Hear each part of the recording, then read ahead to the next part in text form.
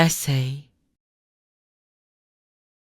꽃은 제 힘으로 피어나고. 이조경. 제3부. 거울 앞에서. 화실에 나가는 날이면 내 마음이 설렌다. 서둘러 부시며 물감통을 챙겨 나서다가 눈길이 머문 건 그리다만 인물화였다. 수년 전 부부 문제를 다루는 전문 TV 프로그램을 볼 때의 일이다. 50대 후반의 어느 남편이 아내에게 정색하며 이렇게 말했다. 당신 나 만나기 전에 꿈이 있었을 것 아냐? 시부모 봉양에 시동생들 뒷바라지 하는데 세월 다 바치고 그 꿈은 놓아버렸잖아. 안 되겠어. 내가 당신에게 너무 못할 짓을 했어. 앞으로 5년간 당신은 자유야. 조금 미루어 두었다 생각하고 지금이라도 당신의 꿈을 다시 찾아내봐. 시간도 비용도 다 줄게. 당신 꿈 근처에라도 가보고 돌아와. 그 멋진 말에 한 남편은 강원도 모 대학 교시였다. 내 나이 또래이던 그 부인은 남편의 제안을 받아들여 이제라도 연극 공부하러 뉴욕으로 떠나야겠다면서 환하게 웃었다. TV 속 그 남편은 아내를 애틋하게 바라보았다. 그 순간 내 가슴이 벅차올랐다. 나에게 한 말도 아닌데 주르르 눈물이 흘렀다. 세상에는 저런 남편도 있구나. 엄청난 충격이었다.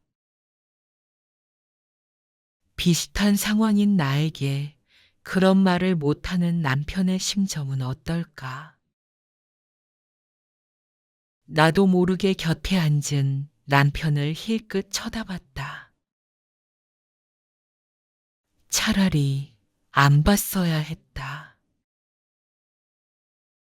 그런 그의 얼굴을 본 적이 없었다.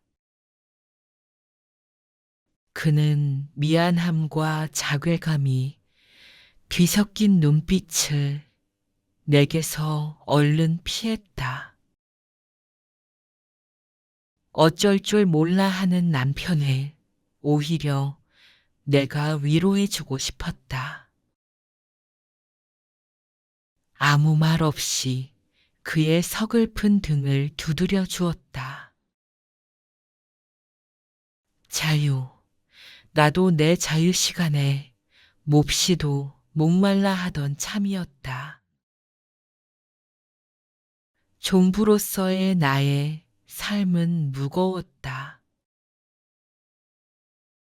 대가족의 행사도 많고 늘 손님이 끊이지 않았다. 언제까지일지 시한이 있는 것도 아니었다.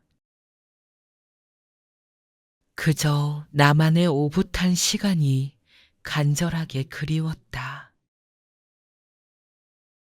그 시절 버티게 한 것은 딱 두 가지였다. 하나는 내가 부모님에게서 가정교육을 제대로 잘 받은 사람임을 행동으로 보여주는 것이었다. 또 하나는 남편이 나의 입장을 알아주고 고마워해 주는 것이었다. 어느 날엔가 남편이 아이들한테 너희 엄마는 무얼 해도 참 잘할 사람인데 라고 혼잣말 같이 하는 걸 얼핏 들었다. 그 말 한마디에 나의 고단함이 녹는 듯 했고 부쩍 힘이 났다. 나의 꿈을 가둬둔 채 시간이 흘러가고 있다는 안타까움은 지울 수가 없었다. 하지만 내게 있어 최우선은 언제나 가족과 함께하는 시간이었다. 내가 그의 감사함에 못 미칠까봐 더 잘하고 싶었다. 가정사로부터 나를 해방시켜줄 용단을 내렸던데 내가 좋아요 하고 선뜻 집을 떠날 위인도 못 되었다. 부모님, 아이들, 남편 걱정뿐 아니라 나 없으면 큰일 날 줄 알고 집을 지키려 했을 것이다. 내가 아는 어느 여인은 어린 남매를 시부모님께 맡기고 부부가 함께 자기들의 장래를 위해 10여 년 동안 외국 유학을 떠났다. 각기 자기 길을 걸어 마침내 한 분야에 우뚝 선 사람들이 되어 돌아왔다. 그동안 아이들은 조부모님 사랑을 많이 받았지만 여린 딸아이에게는 엄마의 빈자리가 준 응어리가 평생을 가는 지병이 되었다. 끝내 엄마를 용서하지 못했다. 모두가 다 그러려만 이댁 경우는 회복 불가능한 불행이었다. 주부가 자기 자리를 지킨다는 것과 한 세상 태어나 자기의 꿈은 펼쳐봐야겠다는 것, 양쪽 다 이론의 여지가 있을 것 같다.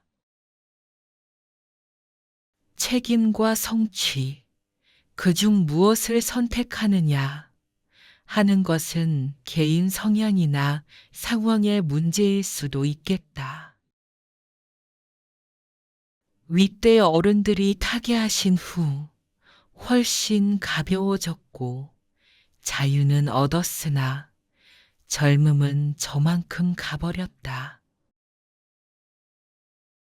아이들이 출가는 했으나 나 할 일에만 몰두해서 남편을 홀로 두는 삶은 내가 바라던 모습이 아니었다. 그제야 둘만의 시간을 누리는가 싶던 즈음 뜻밖에도 먼저 내 곁을 떠났다. 그를 위해 최선을 다했다는 생각에 여한은 없다. 내 꿈을 펼칠 시간은 갖지 못했어도 내게는 무엇으로도 살 수 없는 나만의 당당함이 있다. 그가 떠난 직후 친구가 위로하며 건넨 말이다. 네 남편은 너를 정말 아껴서 너만의 시간을 선물하려고 일찍 가셨나 봐. 친구의 말은 옳았다. 나는 60대 중반에 이르러 선물을 받은 거였다. 수년 전 TV를 보면서 부러워했던 5년간의 자유가 아니고 그 이상일 수도 있다. 앞으로 나에게는 안식년도 정년도 없을 것이다. 나는 비로소 거울을 똑바로 들여다보았다. 거울 속 얼굴이 말하고 있었다. 이제부터 너는 그 누구를 위해서가 아니라 내 아내 꿈을 위해서 사는 거다. 내 안에 잠자고 있는 광맥을 케어내봐라. 그 무렵 그동안의 내 희망과 절망을 모두 들어주던 친구가 미국 뉴저지 자기 집으로 나를 불렀다. 나는 새장에서 나온 새가 되어 그곳으로 날아갔다. 거기에서 나의 그림 공부는 시작되었고, 한국으로 돌아온 후 수필과 시조 쓰기에도 몰두하게 되었다. 그래, 당신, 맞아. 그렇게 살아. 남편이 흐뭇해하며 말해주는 것 같았다. 들리세요? 3월 초순의 새벽 바다. 공기는 차고 사방에는 아무도 없다. 나는 지금 미명의 어둠으로 쌓인 여수 바다를 마주한 채 하늘을 응시하고 서 있다. 섬뜩하던 어둠의 색깔이 차츰 보랏 빛으로 바뀌는가 싶더니 어느새 붉은 기운이 대지 위로 퍼지기 시작한다. 드디어 불쑥 해가 솟아올랐다. 허공이 방명에서 밝음으로 차갑기만 하던 대기에 조금씩 따스함이 스며들고 있다. 아, 천지의 운행은 어김없는 것이구나. 아니, 가차 없구나. 나의 슬픔과는 무관하게.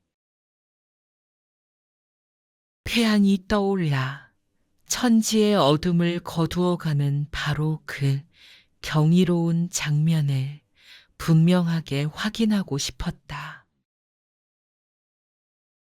그 순간 연달아 어머니와 남편을 여인 내 가슴 속 두꺼운 어둠과 깊은 슬픔을 떠나보내고 싶어 먼 길을 단숨에 달려온 것이다. 어머니와 남편이 떠나기 전 모습이 어른거린다. 하늘로 오르기 위해서는 가벼워야만 했던 것일까? 마치 자코메티의 청동 조각상처럼 사르트르는 이 조각상을 보면 무와 존재의 중간 지점에 있는 것 같다고 했다. 이 가늘고 섬세한 사람들이 하늘로 떠오르는 듯해서 집단적인 승천을 목격하게 된다고. 세상을 떠나는 망자들은 이승과 저승 사이에 있는 중간역에서 일생을 돌이켜본다. 그중 가장 행복했던 추억 하나만을 가지고 천국으로 간다고 한다. 지금쯤 어머니와 남편이 중간 지점에 이르러 있다면 내 목소리를 들을 수도 있지 않을까? 나는 머뭇거릴 수 없었다. 하늘을 향해 소리쳤다.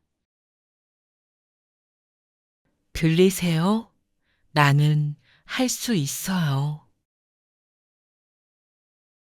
두 분이 평소에 강조형으로 말할 때 잘 쓰던 일본말이 생각나 반가우라고 덧붙였다.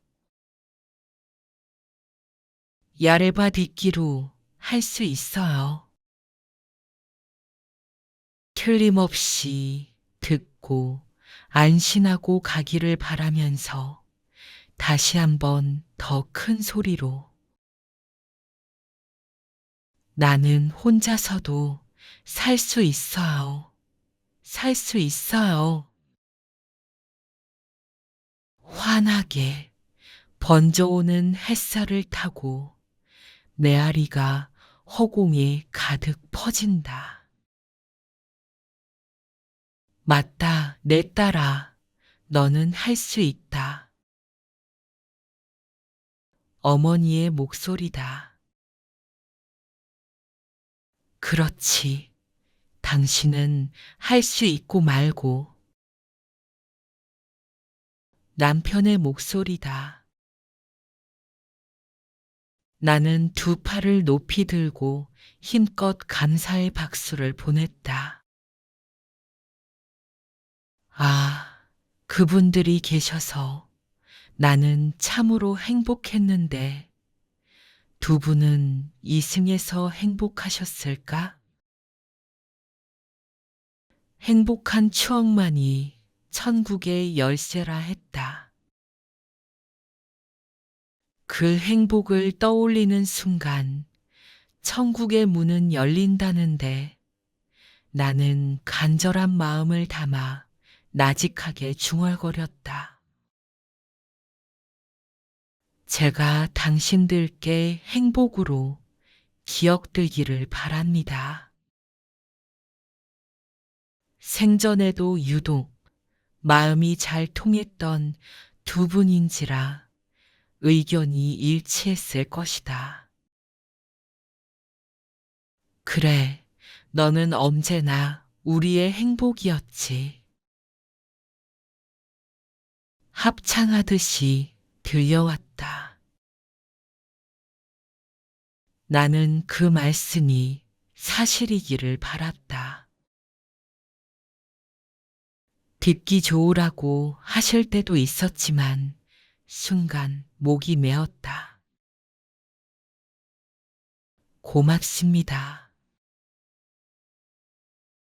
지금 기쁨에 넘치는 목소리로 대답해야 한다. 당신들이 주신 사랑으로 저는 충분히 살 수 있어요. 함께 있던 수십 년의 시간들이 하늘 가득히 펼쳐지면서 아스라이 먼 곳에서 들려오는 음성. 내 배가 떠날 때 울지 말아라. 무한히 깊은 바다로부터 태어나 다시 그 본향으로 돌아갈 때 조수여.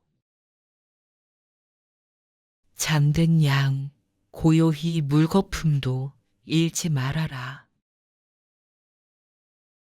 내 배가 떠날 때 이별의 슬픔 없어라. 이승의 시간과 공간으로부터 멀리 물결이 나를 실어가 나 모래톱에 건너서면 나의 안내인을 마주 대하고 싶네. 엘프리드 테니슨 사주를 건너며 중에서 이제 태양은 하늘 높이 솟아올라 찬란한 빛을 내리 쪼인다. 나의 가슴 속으로도 눈부신 햇살을 가득 들여와 어둠을 내보내자. 슬픔은 축원으로 바꾸자. 우주의 품에 안기는 분들에게 명복을 빌자. 더 나아가 천국으로 배려가 주는 안내인을 만나게 되기를 기원하면서 두 분을 기쁜 마음으로 보내드리자. 나는 돌아서려다가 다시 한번 숨을 골랐다.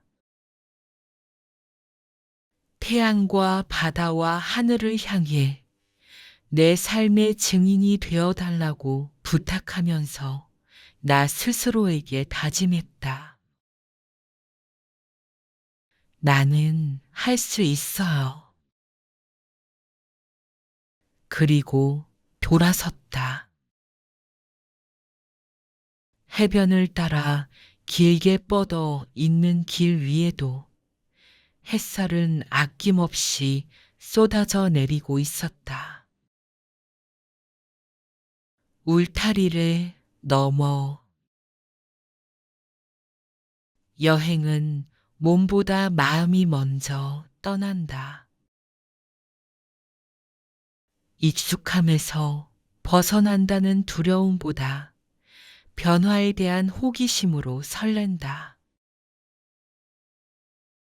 출발 며칠 전부터 들떠 있다가 길을 나선다. 이번 여행은 특별하다. 영국에서 열리는 세계 전통 시인 대회에 참가차 우리 시조 시인들 33명이 함께 가니 약간의 부담감과 긴장감이 든다. 우리 시조 단체가 전통시는 민족의 꽃이라는 기치를 내걸고 6년 전 동서양 전통 시인들 간의 모임을 만들었다. 대회 기간 중 내가 할 역할은 여성 시인들과 같이 한복 차림으로 합창에 2번 참여했었다. 영국 교회에 가서 직접 영어로 번역한 시조를 낭송했다. 영국인들에게는 20개의 부채를 선물했다. 우리 민속 인물화를 내가 직접 정성스레 그려놓은 부채였다. 가는 비행기 안에서 고전 영화 그리스인 조르바를 보았다. 주인공 조르바 역의 안소니 퀸이 해변에서 춤추는 장면이 나왔다. 새 속에 닳고 다른 투박한 얼굴이다. 천진아기가 어린아이 같은 해맑은 웃음이다. 선량해 보이는 눈빛으로 온몸의 세포 하나하나까지 너울, 너울, 무예의 춤을 춘다. 그의 등 뒤로 파도도 너울, 너울 춤을 추었다. 탁 트인 바다는 자유인 조르바의 상징으로 그만이다. 나는 이 부분을 거듭 되돌려 보았다. 부러운 눈으로 입가에 미소를 지으며 내 해방감이 그의 춤사위를 따라서 춤을 추었다. 맞이로, 교사로 주변의 기대와 틀 안에 스스로를 우겨 넣듯이 절제하며 살아온 나로선 속이 시원한 명장면이었다. 조르바 덕분에 여행 떠나오기 전에 다소 무겁던 마음이 한 가벼워졌다. 나는 네 번째 영국행이지만 매번 동행인이 달랐고 색깔이 달랐다. 시조대회 끝나면 런던 관광이 예정되어 있으니 정보도 얻을 겸 책을 한 권 넣어와 읽었다. 이 책의 저자는 혼자 6개월을 머물며 런던의 음악, 그림, 펍 선술집에서 박물관까지 요령 좋게 누비고 다녔다. 우리의 일정과는 한참 거리가 먼 내용이다. 나도 언제 내 안의 소소한 기억을 따라 자유롭게 런던을 더듬어 볼 날이 올 수 있을까? 존 레넌의 이매진을 흥얼거리며 영화처럼 하노버 스트리트를 걸어본다. 폭풍의 언덕 워더링 하이츠에 올라가 보면 히스클리프와 캐시의 영혼이 바람결에 사랑을 찾아와 있으려나? 영국 한인 노인회를 방문한 날 수십 년 전 이곳에 와 뿌리 내리며 살고 있는 우리의 어르신들을 뵈니 마음이 애잔해졌다. 무조건 안아드리고 박수쳐 드리고 얼마간의 헌금을 거두어 드렸다. 그분들이 우리를 맞이하려고 마련한 점심상은 바로 우리 고향 어머니의 손맛이었다. 여흥이 이어졌다. 장기 자랑, 시조 낭송, 가야금 연주가 끝난 뒤 자연스레 춤판이 벌어졌다. 가운데 넓지 않은 공간으로 네 대뿐이 나와 춤을 추었다. 그때였다. 누가 시키지도 않았는데 벌떡 일어났다. 가운데로 나가니 춤추던 교민들이 나를 반기며 두 손을 내밀었다. 나는 그들의 손을 마주잡고 그분들이 흔드는 대로 몸을 내맡겼다. 가야금이 신들린 듯이 소리를 더 튕겨 올렸다. 흥이 절로 났다. 얼씨구 리듬을 타며 나도 모르게 어깨짓, 고갯짓이 넘실거렸다. 시는 노래로, 노래는 춤으로, 춤은 흥으로, 흥은 무아지경으로 흘렀다.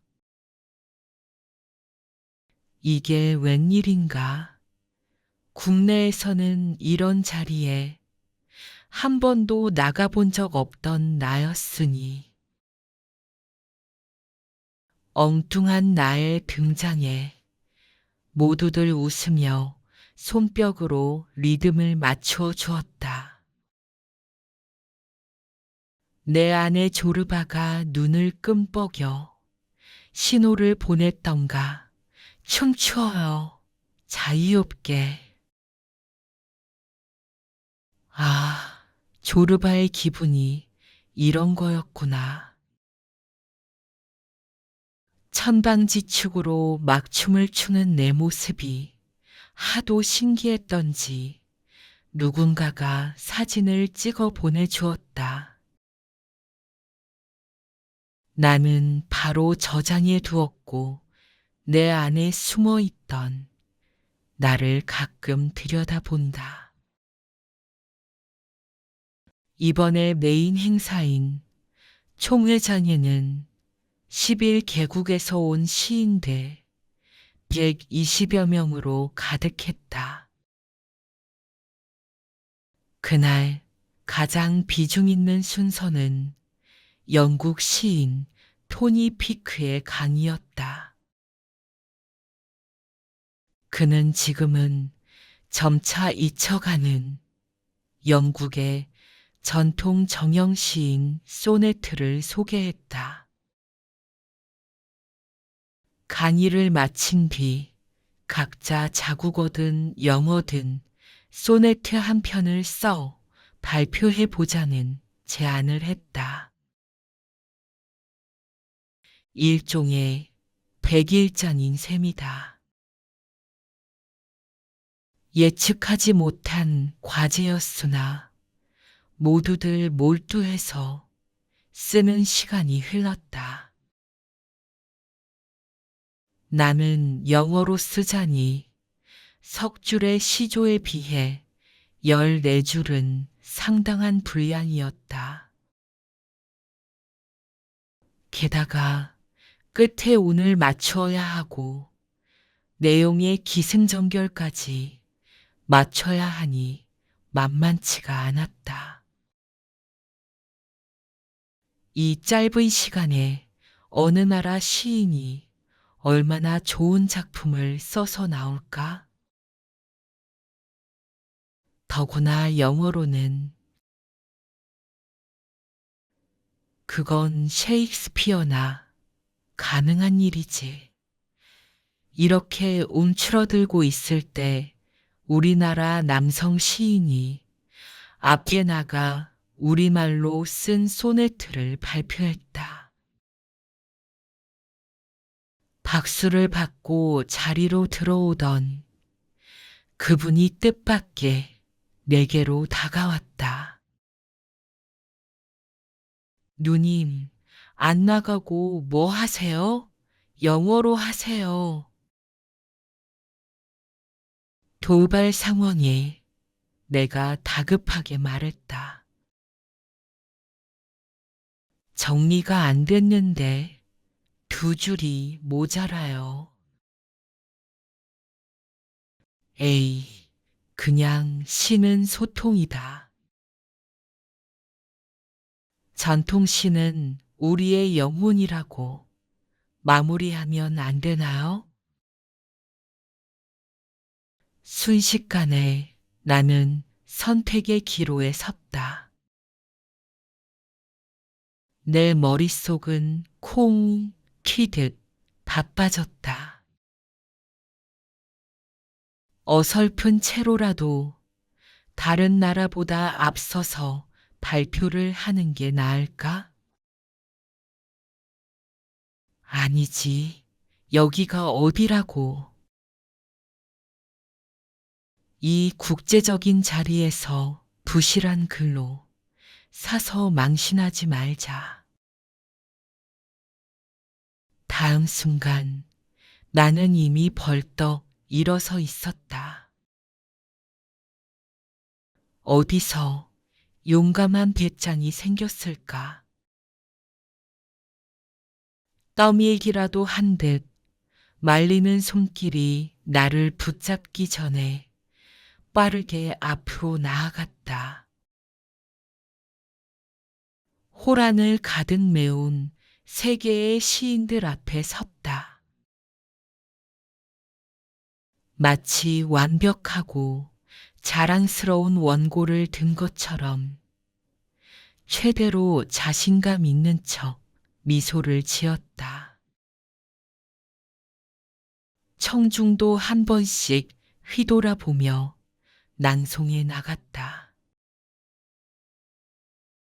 마음속으로는 제발 아무도 지금 이걸 녹음하지 마세요. 다시 쓰면 되죠.